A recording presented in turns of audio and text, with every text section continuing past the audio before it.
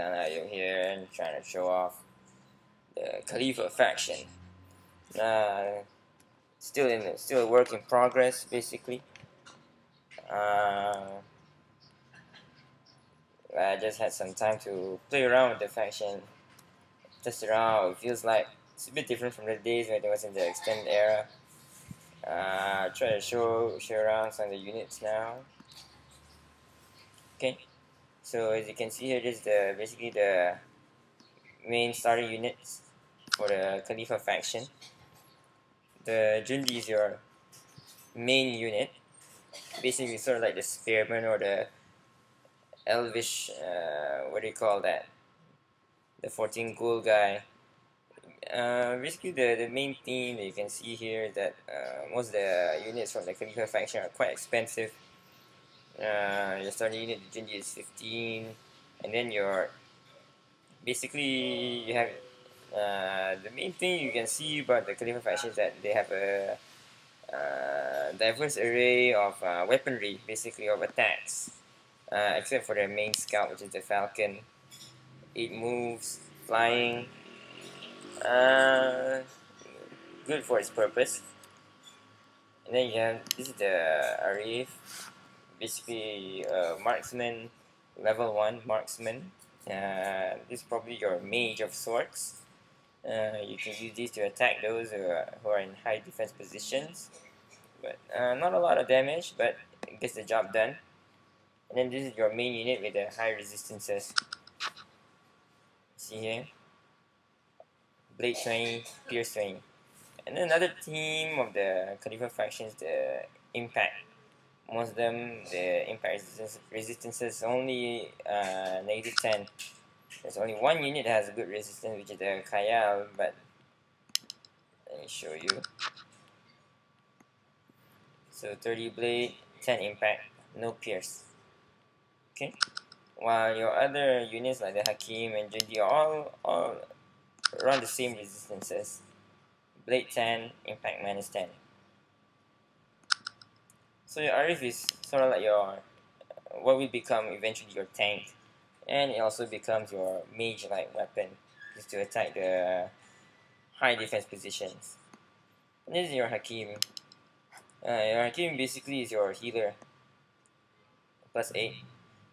The only difference is that compared to other healers, even though it heals +8, doesn't cure unless you can level him up. Level him to a Tabib, and then you get the cure, and it also regenerates by itself. So as long as you can still use it to beat people up and heal by itself. Quite a useful unit, very useful, but not a lot of damage, as you can see. Then the Jundi has dual weaponry.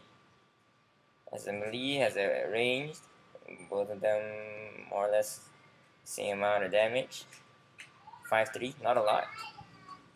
The main strength lies in the fact that it moves +6. And then the Kaya is basically your knight-like unit. It has a very high lance attack. It's a bit different from the charge of the horseman. And there's no sort of double damage here, but it's 21, and you don't get the risk of retaliation from the enemy units. And then even the level 1 has a second weapon, which is the impact damage, 6-3, very useful. This is the Nafat, 17 gold. This is probably this is your fire unit, basically. Fire melee, fire ranged. Extremely powerful against the undead. Extremely powerful against wolves as well. And this is your Rami. This is probably your you can use it as a ground-based scout, or you can use it as a ranged. This one has the Rami has actually the best pierce damage when it comes to range among the other units, like the Jundi. So you can actually see that. Alright. Another thing regarding the Khalifa, which is unique, is regarding the defenses. So you can see here the terrain modifiers.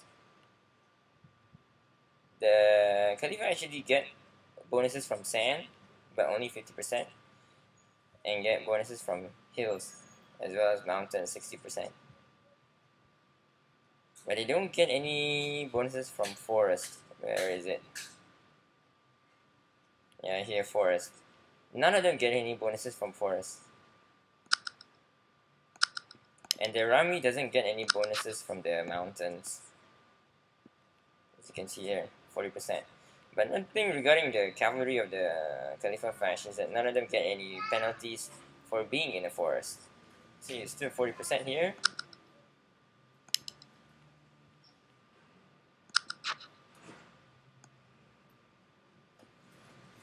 And 40% here. So no penalties for being in the forest. Okay, so as regard to leveling up options, your Arif can level up the Ghazi, which is basically a stronger Arif. Still keep the marksman. And you get a shield bash attack.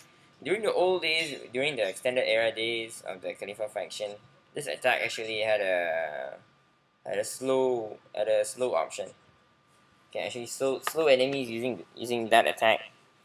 But I don't know why. For some the people who are developing it now seem that probably they don't want to continue that kind of attack anymore for this kind of unit. And then you have the Mudafi, which is basically sort of like a super, sort of like a pikeman of sorts. So you have the 12-2 melee first strike. Okay. And then your Hakim will advance to a stronger Hakim with the Tabib, Journeyings and Cures. Your Jundi has two options. Either a Muharib, which is basically a stronger Jundi, get more attacks, it's stronger. Or they can change to Monawishi, still doesn't have the artwork yet. Sort of like a, it's sort of like the, what do you call that just now? Sort of like Muharib.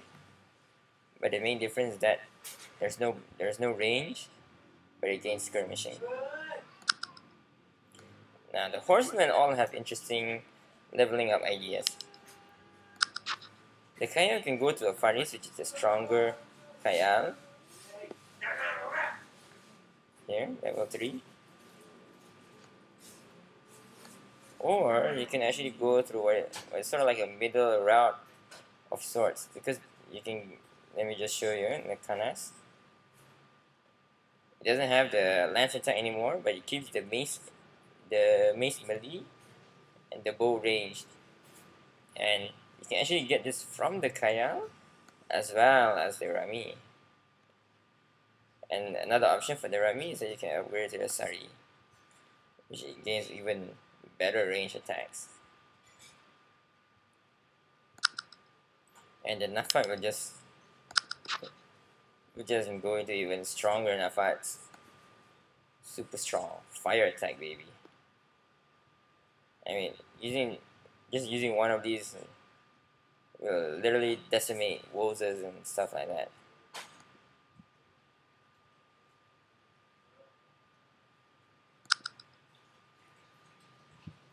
So what's the main strategy of the Khalifa faction is that you actually want to use these diverse attacking options.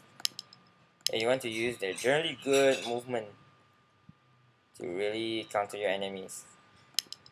I mean, other than the Rami and the Arif, all the others have like 2 really good attacks. So you just use one unit to your advantage, depending on your faction involved. So of course, main worry is that your units are really expensive. They're prone to impact damage, and since you're playing on the old maps, I'm not sure if they're really optimized or not for this faction. So you might have some trouble with factions that really get a boost in the forces, like the rebels or even the laws in general, because of the fact that they don't get, if you just move a, say a hill here, you just move a unit onto the hill, there's a forest beside, you might get some considerations regarding this kind of situations. Uh, what else I should say? I think I already mentioned the fact that they really have really good movement. I mean, a lot of units all have their base is like 5 movements, and then the cavalry is really quite fast, and their main fighting unit has 6 moves. It's really quite a fast faction with diverse weaponry. So let's say you're fighting the undead, your main unit will definitely be the Nafat. I mean, what can it kill? The only problem is that it's quite expensive. You still need your melee units to kill off the adepts rather than using your Nafat. Then you can use your Kaya and your other you can use your Kaya to deal with the skelly archers, stuff like that. During these, okay. Loins, well, you just have to depend on what they're going for. You don't have any real units that can really deter horsemen per se, but you can definitely shoot them down with the Jundi and the Rami. Same goes with the Drakes. Probably the Drakes is that your best pierce comes from the Rami actually, then only then followed by the Jundi. So what you want to do is that you want to use your Rami and Jundi to eat up the burners, not the burners, the melee Drakes, and then you want to use your Kayal 21 damage baby. And maybe you want to chew them up with your leader first. Your Nafat may be less useful in the Drake matchup. They can still use it against the Saurians, so it's not that much of a problem. Well, against dwarves, well, nothing much really in terms of the strategy. Just use more of your Arifs to deal with the dwarves in the high defendable terrain. Otherwise, you just have to adapt to whatever they're going for. And then, if you're going against the, what do you call it, the orcs, the northerners, you just have to deal with the fact that they have a lot of blade. But then again, most of the units all have at least 10 resistance against blade. It's not much of a problem actually. You just have to, again, just go with the theme of the Khalifa. Just use the diversity to your max. You recruit according to whatever they want to go. That one shouldn't be a problem. And then the rebels, definitely want some Nafat to deal with the Wozes. And you definitely want some Arifs, because you want to deal with the creatures that are living in the 40% terrain when they're in the forest, like the archers, the healers of those Rebbies. Alright. That's probably it for part 1. Got another replay. Hope you can get an idea of how it's played. Played against the AI. Of course, I save load a lot, because I was never a good player to begin with, especially when going against the AI. But I did finish the game. Hope you get a sense of idea of how it's being used. Alright, see ya.